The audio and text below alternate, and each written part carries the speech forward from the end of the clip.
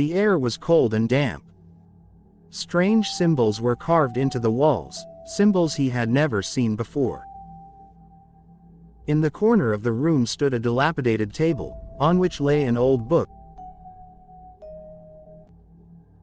It happened in the summer of 1987, in the small town of Lakeview, Michigan. The town was quiet and peaceful, known only for its lakes and scenic views. No one could have imagined that one of its roads, Lakeview Road, would become a place people would talk about for decades. The main character of the story is Thomas Hunter, a 28-year-old man who recently moved to Lakeview with his wife, Lisa. Thomas had always dreamed of a quiet life away from the city, and the small house by the lake seemed like the perfect place to start a new chapter. Thomas worked as a handyman, and Lisa worked remotely as a designer. One warm July evening, Thomas decided to take a walk along Lakeview Road, a path that led into a dense forest. The locals rarely went there, believing the place to be unlucky. Old-timers whispered about strange occurrences, people hearing rustling noises, seeing odd shadows, and, in some cases, disappearing without a trace. But Thomas didn't believe in such stories. He thought they were just town legends and didn't pay attention to them. That evening, however, something went wrong. Lisa expected him home for dinner, but Thomas never returned. An hour passed, then two, and Lisa began to worry. She called the police, and the search began. Detective James Miller, a veteran with over 20 years of experience, arrived in Lakeview and immediately sensed that this case would be difficult. Something about the town unsettled him.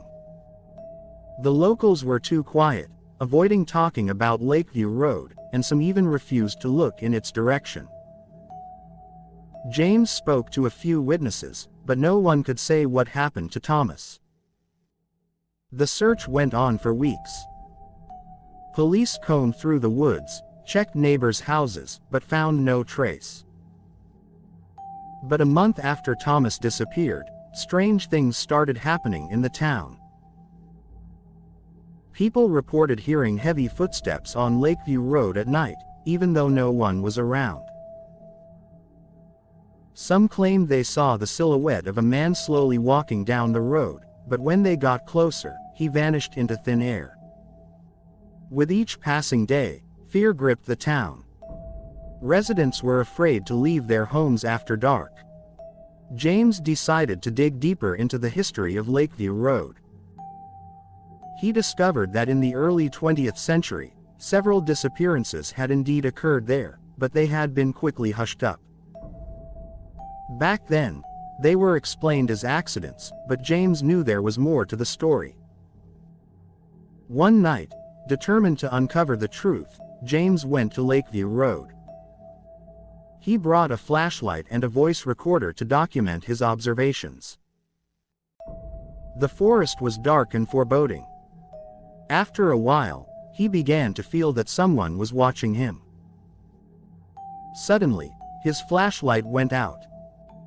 Darkness swallowed him whole. But the worst was yet to come. From deep within the forest, he heard a voice whispering his name. James froze, his heart racing. The whisper grew louder, and now it seemed to come from all directions.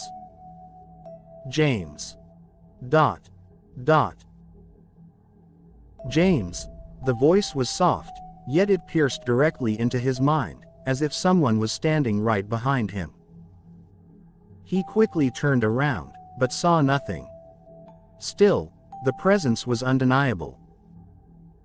The forest was silent, except for that unbearable whisper. The recorder, which he had turned on at the start of his walk, suddenly crackled.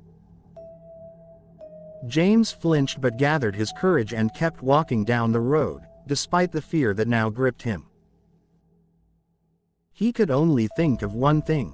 He had to find out what happened to Thomas. Suddenly, on the side of the road, he noticed something unusual. His flashlight flickered back on, revealing what looked like an old, moss-covered cellar entrance, hidden for decades. James felt this place might hold the answers. Lighting his path, he opened the creaky wooden door and descended into the cellar. The air was cold and damp. Strange symbols were carved into the walls, symbols he had never seen before. In the corner of the room stood a dilapidated table, on which lay an old book and a few photographs. James picked up one of the photos, and his heart skipped a beat. It was Thomas, staring back with a terrified expression, standing on Lakeview Road. In another photo was a strange figure, a tall man in a long coat, standing in the shadows of the trees, almost blending into the darkness. There was something familiar about this man, though James couldn't place it. Suddenly, he heard footsteps behind him. James spun around and saw a dark figure, the same one from the photograph. Its face was hidden in the shadows, but a chilling cold radiated from it. The figure slowly approached James. In that moment, the detective knew he had made a grave mistake coming here alone. The whispering around him intensified, growing into a deafening scream. The room seemed to vibrate, and the walls began to close in. James stepped back, but the figure moved faster. He felt the darkness envelop. The whispering around him intensified, growing into a deafening scream. The room seemed to vibrate, and the walls began to close in. James stepped back, but the figure moved faster. He felt the darkness envelop him and realized there was no escape.